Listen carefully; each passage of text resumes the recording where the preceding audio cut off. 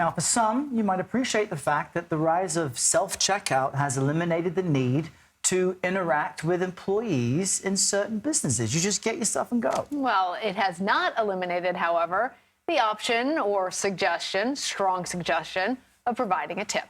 Americans are being met with prompts to throw in some extra money at self-checkout machines in places including cafes, airports, and stadiums, even if they had little or no interaction with any employees.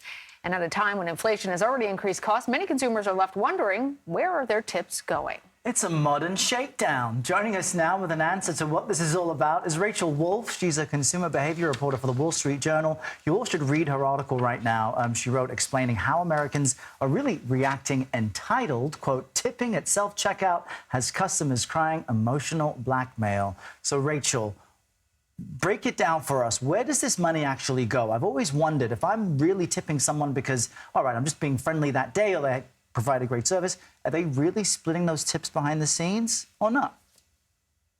The companies I spoke to said that the tips are going to employees, but tipping researchers aren't so sure.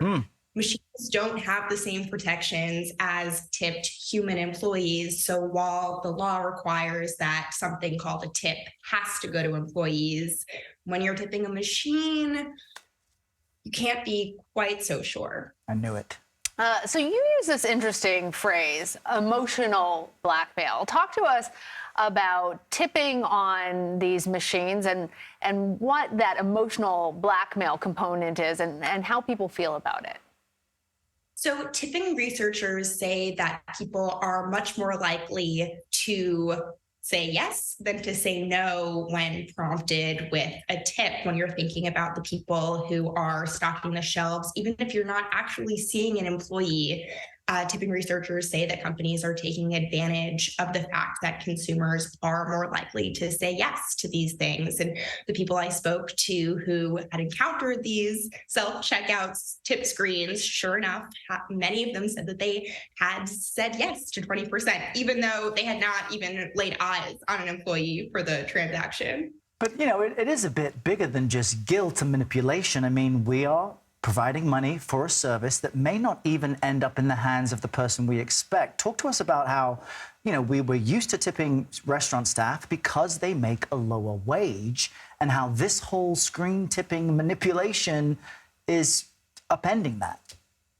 So there's something called a tipped minimum wage, which is what the restaurant servers you're talking about get. That's as low as $2 something an hour, and their income really does rely on tips to get, to a living wage. Companies that are already paying their workers a living wage are using these tips, they say, as a bonus on top, but researchers are worried that companies are using tips as a way to put the onus on consumers for paying their employees rather than raising wages themselves. So, as salaries go up across all different industries, companies are now being faced with, do you raise prices on products? Do you raise wages to compensate for that? And a lot of them are taking this third way out, which is to make tipping feel a lot more urgent and therefore to pass that pay requirement onto consumers. So it's a tricky thing. Yeah.